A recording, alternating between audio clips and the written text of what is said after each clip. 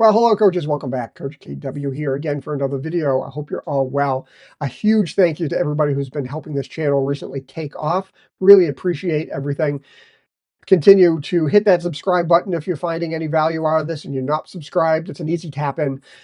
Another thing I'd like to ask is if you're getting anything out of it, hit that thumbs up button on the videos. It helps other people find the video. Like it or not, I have to play the YouTube game, algorithm game like everybody else, so I'd really appreciate that. As well as getting into the comments. I get a lot of lovely messages in lots of different ways, and I love that. But again, if we could get it in the comments section, it would really help me out. I appreciate it. I answer every comment that comes in. Today, I want to look at what may not be such a secret weapon in my arsenal that I think every coach should be doing, at least from 7v7 up, although you could do something like this in 4v4, maybe with second graders, and that's what I like to call positional rondos. If you're new to the game, a rondo is basically a game of keep away. If you see professional players, you'll see clips of them where there's 3, 4, 5, 6, 7 of them around in a circle or a square. One or two players in the middle of that circle or square, and the players on the outside are knocking the ball around, keeping possession away from the two in the middle. So the two in the middle are trying to get it. It's a game of keep away. For me, positional rondos can be even one more layer in terms of effectiveness for your players. I think traditional rondos have a place, and I think it's a great place to have players start to work on that. But as their technical skills are not great, they sometimes can find them challenging to be a consistent method where everybody gets something out of it. Positional rondos take that rondo idea, a game of keep away, and they put the players with the ball in possession in your structure or shape that you have for your game model of formation, whether that's 7v7 to 11v11. You put your players in the shape on the field, and now they play keep away against players that you send into the mix to try and steal the ball. So you have the combination of that, trying to play keep away while having pressure come at it. So we're going to take a look at some graphics as to what the basic setups might look like, different areas of the field we could do it, and reasons we might do it, and the things that perhaps sometimes I get some pushback and negative comment on that people don't understand. It is such a valuable tool for teaching technical skills to our players while yet reinforcing these tactical concepts that they really need the help with as well. So let's go take a look at those right now. Okay, so here's some graphics to kind of give you an overview. So we're in our half of the field. We're playing 7v7 in this example. And so since we're in our half of the field, we've set up like a goal kick. I have a keeper, two center backs, my 7, my 8, and my 11. We've left out the striker in this circumstance. If you've got enough players, you can certainly add the striker in at the top. If you don't have enough players, maybe you replace yourself as the goalkeeper, although I feel it's really important for kids to pass back to the keeper and be comfortable with a kid back there. But it might be helpful early on to be that keeper to encourage that because they have confidence in passing back to an adult. And in this case, I've got 3 players set to press the ball. But in these situations, you can start with 0, 1, 2, 3, whatever you want. And the whole goal of the game here is keep away. But we're also in the structure and shape that we'd like to be in. So I like to start with no pressure at all. Goalkeeper plays that first pass out to center back, and now we kind of do what's called shadow play. We pretend. Sometimes as a coach, I'll say, hey, the pass will get out to the wide player. I go, oh, you block, can't go this way. What do you do? And now it's for them to decide, do I play back to my center back? Do I play to my 8, et cetera, et cetera? But you basically just do the process with no pressure at all while they're learning their shape. You're going to have to reset them because they're going to come towards the ball. They're going to fall out of practice. The ball goes back to the keeper. You may have to teach them to reset. But again, you're rehearsing the movements and you're rehearsing where their teammates might be for options. Then I'll add a single player to say, hey, go steal the ball. Send them in, let them try a couple of times. As they have more confidence, let's get a second player. Get in there, try and steal the ball. And so you can build that up to as many players and or assistant coaches that you have until you find a limit that makes it challenging for your players. And over time, it will go from 1 or even no players to 3, 4, and 5. I can tell you in the preseason with the 5th grade boys this year, I had all the teams mixed together and we were teaching them how to play out of the back in this new format where there is no build out line because it's 9v9. And we started the same way. And by the end, I was sending 7 and 8 pressing players at the 8 or so players trying to play out of the back just to replicate absolute insane levels of pressure. And you know what? In those 3 or 4 weeks, they went from struggling with 3 or 4 players pressing to getting 5 or 6 passes together, sending 8 players at them, which is not game realistic, but it put a tremendous amount of pressure on them, and they learned it real quick. So I'll just play the animation through here, and you can see what this looks like in terms of just an animation, right? So ball's going to just start with the keeper, and now the whole idea is that here comes the pressing team. They're trying to play after, get after the ball, and now you're just knocking the ball around your area. There's no real target. There's no real goal. There's no real, hey, after so many passes, you do X. You certainly can add that, but to begin with, you're doing a non-directional rondo, meaning it has no end goal. You're just trying to work on keeping that shape. Now, you can do this in the defensive area. Let's flip it now and take a look at another graphic. So here, this is 9v9 now. We flipped around to the offensive side of the field, and you can do the same thing in the offensive half. We've now set up a little bit more of a defense, including a goalkeeper, and we've got 5 players, a back 3 and 2 midfield. And I've got a couple of coaches up at the halfway line that kind of replicate the center backs in this particular formation of 9v9.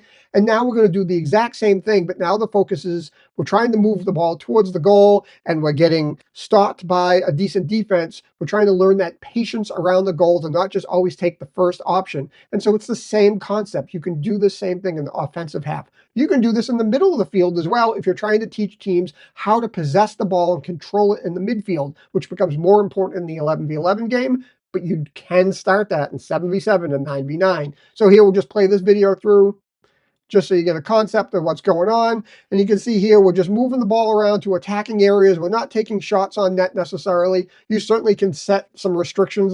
Hey, you got to make 5, 6, 7, 8, whatever number of passes before you take a shot on goal. You can enforce the offside rule, et cetera, et cetera. But again, that's kind of the basic setup. Okay, now that you've seen the basic setup, let's talk about the what this is good for and maybe some of the misconceptions that go on with this. So some of the pushback I get when I send this out to folks in different forums that I hear back from some coaches out there is that, why are you trying to learn tactical principles with, 8-year-olds, 9-year-olds? And my reasoning is, it's because it's part of the game. They have to learn it. They don't necessarily know the idioms and concepts of the game because they don't watch it. I'm going to make another video where I'm going to go off on a rant, because I always do, right? About the fact that kids don't watch soccer enough to understand even these basic concepts. So you have to teach them this. So yes, you are teaching some tactical components, their spacing, their structure, support, all those things. And that is a good thing. But at these younger ages, it becomes a tool to really focus in on the technical components. When we watch some videos of real life players doing this, what we're going to see is all these technical skills and more. Scanning, passing, receiving, their first touch, their movement on and off of the ball, their angles of support. It's setting up 1v1s, 2v1s, 3v2s every time the ball moves. And perhaps least talked about, but one of the important pieces, they start to learn how to communicate with each other so that you're not telling them it's man on or look left or look right. They need to start to do this. You can begin to model it for them, but now you can encourage it in this format to help them do it. So when you're in this positional rondo, you're using this tool to, while reinforcing your shape, identify those technical skills that need improvement that will allow you to use that tactical shape to be successful in a game. So you're going to see players when they struggle with their instep pass or their first touch or receiving on the back foot. And now you're going to take those, you're going to bring it to the bulk of your practices where you're working on your technical ability, because that really should be the bulk of your practices, especially at U10 and even at U11 and 12. You spend more time with that, reinforcing those things in isolation and starting to put pressure in. And now you bring them back to that positional rondo where now you can apply them in a limited game-like environment where you can control how much pressure is put on the ball to now develop their ability to get better with pressure. It's one thing to have that technical skill in isolation. It's a whole different thing to do it successfully in a game because it's chaotic and there's somebody trying to take the ball away from you. And so that pressure helps develop those skills and adds new challenges to a skill they might be able to do all by themselves. And so it raises the level of that technical skill. As that happens, you're going to find other deficiencies in technical areas, which you can then go back to your technical practices, work on those, and bring it back again. It becomes a circle of improvement through the game because you're able to manage the pressure that happens with those technical skills. So, yes, it does provide players with a framework and structure to play in because that is part of the game. They have to learn. We play in a formation. Players have roles on the field. These are the roles, and these are where you need to be, and these are where you have to move to help your teammates. It also helps decrease their mental performance overload in games. It's a chaotic and pressure-filled environment for these kids. You got parents and siblings yelling from the sideline. You've got another team that's yelling. You hear the other coach, and perhaps that other coach is super aggressive and just screaming at his kids. It is completely different than practice.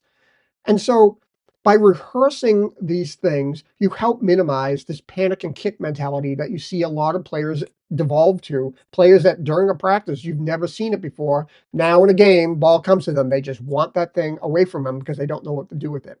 So it allows your players to rehearse, coming from a music background, rehearse those skills over and over again to hone them from a slower, easier process to a harder process so that when they come into a game, instead of thinking they have infinite choices when the ball comes to them, they're not thinking about 18 different things they have to do. They're only thinking about 3, 4, 5. Can I dribble? Can I pass? And if I have to pass, where's the people there to help me? And so it helps maximize those developing technical skills because now you've taken some of that load off of them. They can focus on playing that side foot pass in the correct manner to the right place or receiving that ball across their body to the far side of their body to open up to be able to see to do the next thing. All those things you've rehearsed that with increasing levels of pressure so that they can then take those limited skills and maximize their potential as they go forward. If they do that, they'll tend to find success. They'll enjoy it more. If they enjoy it more, they're going to play more. And if they play more, they get better faster. All right, here we are. This is preseason practice for my fifth graders, but I didn't have enough players show up to do it in a 9v9 formation, so it's a good demonstration to show you can do this with as many players as you have show up. In this case, I had far fewer players show, so I'm playing basically the keeper role, and my eldest son is playing one of the center backs to help move this along. But we've set this up basically in a 7v7. We'll take a look here. So here's the keeper position, center back, wide player.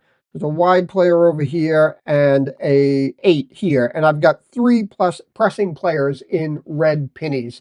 And you can see the area is set up. You can see the outside cones. So we've got an area that's about half of a 7v7 field set up. So we'll just play this through just so you get a sense of what this might look like. So we're just playing basically. We got 3 players trying to cover. We're trying to take our touches. This is later in our practice. We've already done stuff, but you can see they're just moving around. They're knocking the ball around. They're playing through. Again, they're trying to make those red players move. And of course, coach takes a horrible touch. And my eldest son definitely roasts me right there for sure. But we get going again. You can see he's giving direction. He's basically modeling for them like what he wants them to do and how he wants them to do it. But you get a sense of what's going on here. But you can see through this whole process, we've got receiving on the back foot, scanning, taking a touch, taking a first touch, controlling the ball. You can see right there, he takes 2 players out, one time, scan, play the ball. All the things you want your players to work on, they're doing it in a sort of game-like situation where the pressure is limited. Again, this is the preseason. We're sort of warming up. The players are just trying things out. So here's a little example of that. Let's take a look at an example with some younger players, or these players, honestly, when they're even younger. Okay, in this example, this is real game. I want to show you this. I'm going to show you 2 things that happen less than 3 minutes apart. And this is why it's so important to do this and to stick to your guns really in terms of playing out of the back, honestly, but what these positional rondos are going to do. We're going to look at 2 instances of goal kicks. One ends up in the back of our net. Less than 3 minutes later, we have another goal kick. What did my kids do? They do exactly the same thing, but this time have success. And that's, if anything, perhaps part of the process of this is getting them to instill that, hey, mistakes are going to happen, but this is why we do it. Can we fix them as we go along? So let's just take a look at this clip. I'm going to push it around 1.5 times just so you can see that go by a little quicker, okay? So you can see the time stamp here, 7:23. Let's get the playback speed to 1.5, okay? So we play, try to play out wide.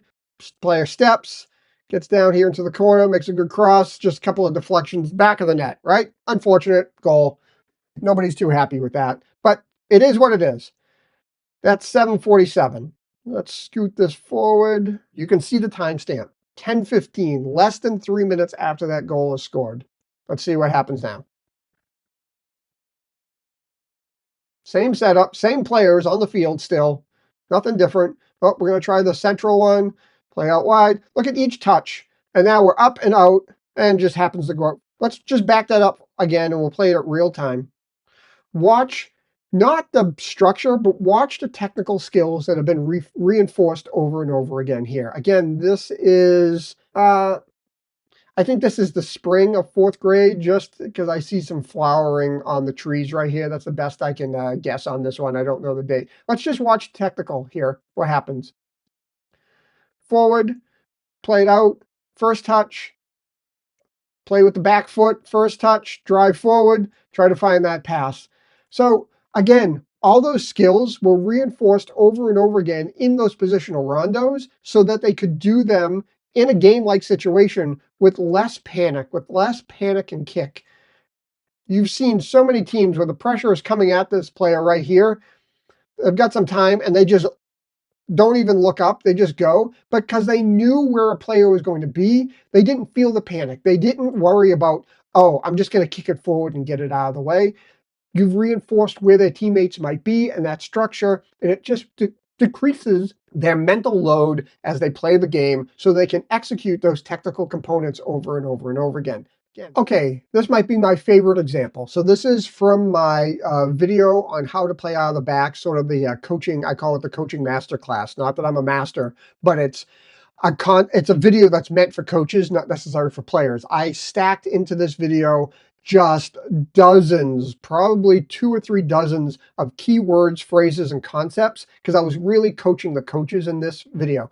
But this is a team, this 4th grade girls team. It is this fall. So this is maybe their 3rd or 4th practice of the year. And they invited me in. They've never done a positional rondo. Watch as we go through this at 2x, how it progresses in less than 15 minutes from never doing it to what you see. Let's just watch. This is at 2x. They're playing through. They've got right now sort of light pressure with 3 players. We got a little panic and kick, right? Let's start it again. They're playing, right? Makes a mistake. Playing some more. Oh, another mistake, but we get it back. We're starting to get the concept here. I give them a little hint about playing 2 short passes instead of 1 long pass here. And now let's see what they do. Again, this is less than 10 or 15 minutes. It's messy. It doesn't look great. But now, look, we start to get some of the concept. The technical skill is not super high. These are not club-type players, right? We're going to win the ball back. We're going to press it. We're going to try and win it back. We're going to try and get it back. Keeper. And now we go again. Watch as they go. It just gets better in less than 15 minutes of trying this in real time. We got technical skills all over the place. We got tactical movement. We got players starting to understand when to move, when not to move. We're starting to get some one-time passing. We're starting to get some look at that turn on that half turn, another turn on the half turn. We've not talked to these players about turning on the half turn. We've talked about receiving on the back foot and scanning before the ball comes to them. But again, not the highest technical level of player you've ever seen, right? But look, within 10, 15 minutes, they're starting to get the concepts. They're starting to hold their shape. They're starting to know where their teammates are. It's such a powerful video I wanted to share with you because it's such an important concept, because it's working on all the different components all at once, and you can ramp up this pressure as they go forward, and make it harder and harder. Imagine this team doing this 10, 15 minutes maximum of practice. If this is how good they got in the first 15 minutes, you get a 9-week session. And even if you do it once a week, imagine how good they start to develop those skills where they start to factor in all the things that you work on the rest of your practice time with them. It's such a powerful tool. So coaches, I hope that you found this video useful, and hopefully it dispels some of the myths around when I recommend this to folks about it only being about the tactical component. It really is about the technical development of players within a tactical framework, because that is the game. You have to teach both. Sometimes this focus on technical is so detrimental to our players. They get to a game and they can't use their technical skills. They don't enjoy the chaos. And then it just makes them not want to continue to keep working on those things because they don't see the benefit of it. So I hope you found this useful. Share and like with your fellow coaches, if you will, because I think it's such a valuable tool to use out there.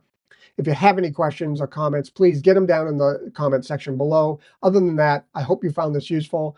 I hope you're having a great start to your season if that's when you're watching this. Nothing more to say. Thank you so much. Bye-bye.